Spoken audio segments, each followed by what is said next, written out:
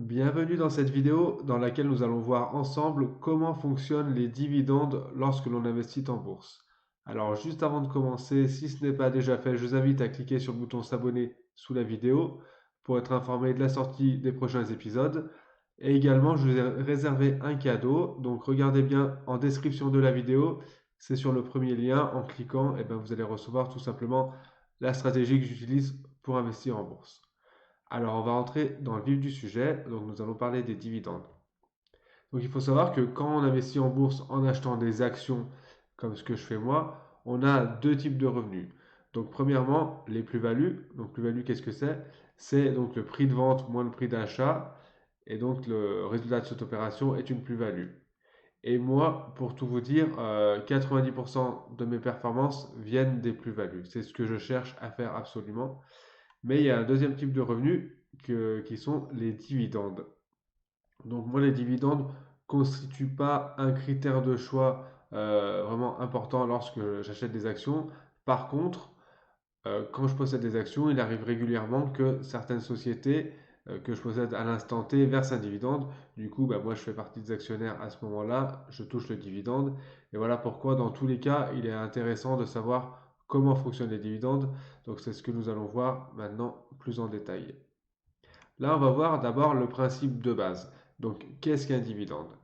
Donc, voilà comment fonctionne en théorie le schéma de base. Donc, une société vend des produits ou des services, donc elle encaisse des recettes.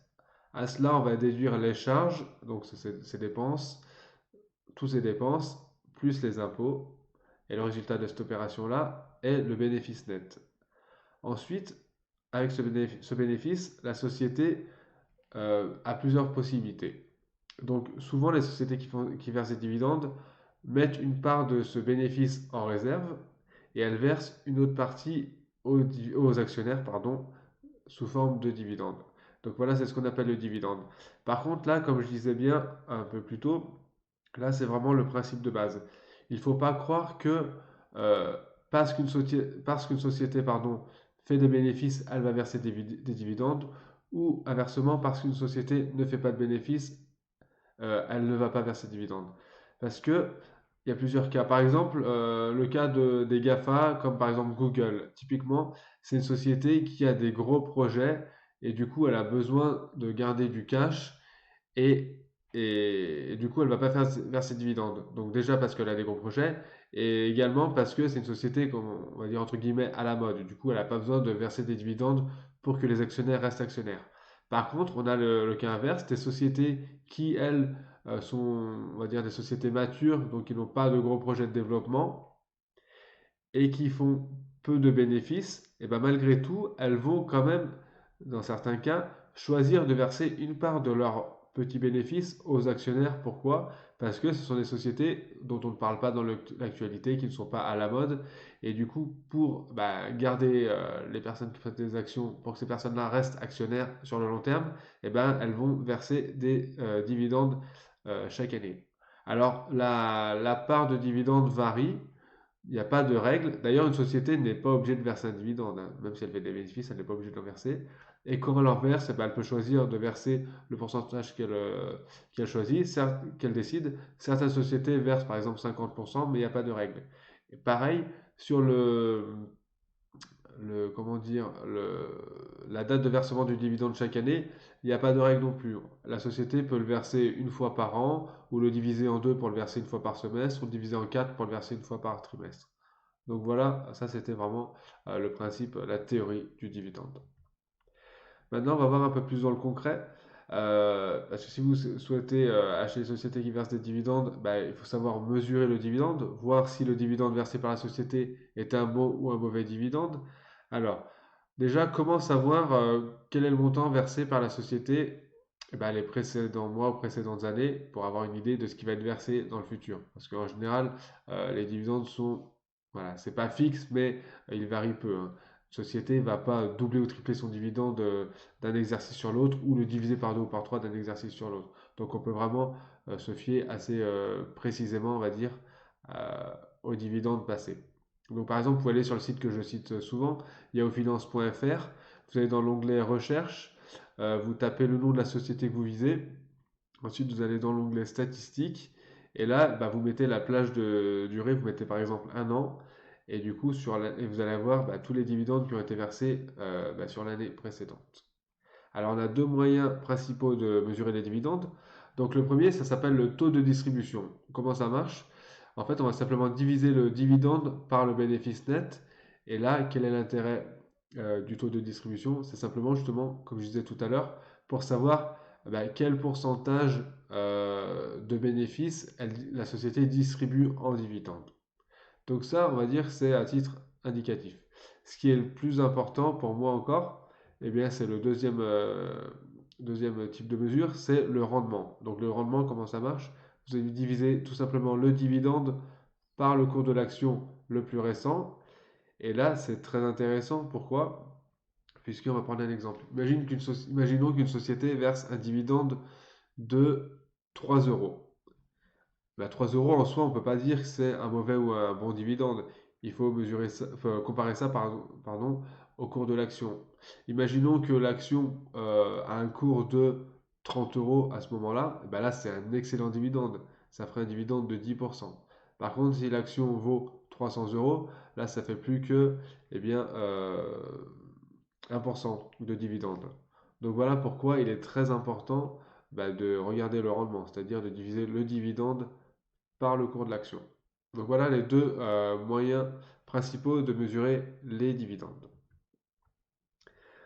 Là, on va voir maintenant comment ça se passe dans le concret. Comment on reçoit le dividende concrètement. Alors vous entendrez souvent deux termes, détachement du dividende ou détachement du coupon. On va faire un peu d'histoire. Pourquoi on parle de ce terme-là? Puisque avant 1986, eh bien, ça se passait comme ce que vous voyez à l'écran là. Avant que les systèmes soient totalement informatisés, et bien quand vous possédiez une action, l'action, vous aviez un bon, donc c'est ce que vous voyez à l'écran. Là, c'est une action, vous voyez. Et si vous regardez bien en dessous, vous avez des sortes de petits timbres ou des coupons. Et quand la société versait un dividende, et ben l'actionnaire, donc ça pouvait être vous, un particulier, qu'est-ce qu'il faisait? Il devait découper bien, un coupon, il y en a plusieurs en bas, il en découpait un et il se rendait à la banque pour recevoir le dividende, donc l'argent. Donc c'est pour ça qu'on entend, même si maintenant c'est informatisé, tous les systèmes sont informatisés, on entend toujours détachement, parce qu'on détachait le bon, détachement du dividende ou du coupon, parce que c'était vraiment un coupon qu'on remettait à la banque. Donc voilà, ça c'était pour la partie historique. Simplement pour comprendre le terme, pourquoi on parle de détachement du coupon ou du dividende. Donc maintenant, concrètement, comment ça se passe aujourd'hui? Donc, à qui est versé le dividende? Parce que les sociétés, voilà, une société au cours d'une année, une action, pardon, au cours d'une année, va certainement être échangée entre plusieurs actionnaires, donc plusieurs particuliers ou sociétés ou fonds de gestion qui vont s'échanger sur les marchés financiers l'action. Donc, à qui est versé le dividende? C'est simple, la règle est simple. Le dividende est versé à la personne possédant l'action la veille du détachement. Donc je dis en une ou plusieurs fois parce que comme j'ai dit tout à l'heure, eh bien la société peut verser son dividende en une fois ou le découper en deux pour le verser sur les 2 semestres ou en quatre si elle le verse par trimestre. Mais en gros, à chaque détachement de coupon, le dividende est versé à la personne qui possède l'action la clôture de la veille du détachement. Imaginons, donc les sociétés annoncent à l'avance la date de détachement du dividende. On va prendre un exemple concret, pardon. Imaginons que la société dit le dividende sera détaché le 13 mai. Et ben, si vous possédez l'action le 12 mai à la clôture de bourse à laquelle appartient cette société, donc par exemple si c'est une société française, ce sera la bourse de Paris. Donc si vous possédez l'action à la clôture de la bourse de Paris le 12 mai, et ben, c'est vous qui toucherez le dividende. Parce que le dividende peut être touché par une seule personne, bien sûr. Par contre, donc c'est vous qui toucherez le dividende. Par contre, le montant, vous le recevrez seulement 3 jours après la date de détachement du dividende. Donc, qu'est-ce que ça veut dire? Ça veut dire que si vous possédez, donc dans notre cas, le 12 mai à la clôture de bourse, le dividende, donc c'est vous qui allez toucher le dividende. Et même si dès le 13 mai ou le 14 mai, vous revendez l'action, et ben c'est pas grave, ce sera toujours vous qui toucherez le dividende. La personne qui achètera l'action le 13 ou le 14 mai, elle ne touchera pas le dividende. Par contre, vous allez le toucher 3 jours après. Donc voilà, C'est pas très grave, mais il faut juste le savoir. Ne vous inquiétez pas si sur votre compte de trading, vous n'avez pas immédiatement le montant du dividende. Ensuite, il y a deux types de versement du dividende. Donc, la plupart du temps, c'est en numéraire. C'est-à-dire que si la société dit le versement est de 3 euros, vous allez recevoir directement 3 euros sur votre compte de trading. Et parfois, c'est plus rare, ils le versent en actions. Alors, comment ils font? On va prendre un exemple encore une fois. Disons que la société vaut 30 euros et qu'elle verse un dividende de 3 euros. Donc, c'est-à-dire que pour chaque action que vous possédez, vous allez toucher 3 euros. Donc, pour chaque lot de 10 actions que vous avez, eh bien, vous allez toucher une action supplémentaire, parce que 3 fois 10, ça fait 30. Et ensuite, si vous n'avez pas un compte rond, c'est-à-dire vous n'avez pas un multiple de 10, eh bien, le reste va être versé en numéraire. C'est-à-dire qu'en gros, ils vont arrondir à l'action inférieure et vous verser en action, eh bien, l'équivalent du dividende, et le solde sera versé en numéraire, c'est-à-dire en euros ou en dollars, suivant la place de cotation de l'action. Il faut savoir que les dividendes sont bien sûr un revenu imposable, hein. D'ailleurs, j'ai fait une autre vidéo plus poussée sur comment fonctionne l'imposition lorsqu'on investit en bourse, pardon. Je vous mets le lien d'ailleurs sous la vidéo, vous pourrez regarder ça, vous aurez plus d'informations à ce sujet. Nous allons maintenant voir quel est l'impact du versement du dividende sur le cours de l'action. Parce que j'ai reçu à plusieurs reprises la question suivante, on m'a dit, euh, est-ce qu'il ne serait pas intéressant comme stratégie d'acheter l'action juste avant le versement du dividende et de la revendre le lendemain du versement du dividende à l'ouverture de bourse? Alors, c'est une fausse bonne idée, je vais vous expliquer pourquoi. Vous allez voir comment ça fonctionne.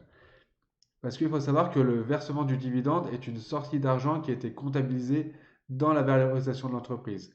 Puisque cet argent, donc l'argent que va verser l'entreprise à ses actionnaires, donc le dividende, il ne sort pas de nulle part, il sort vraiment de l'entreprise.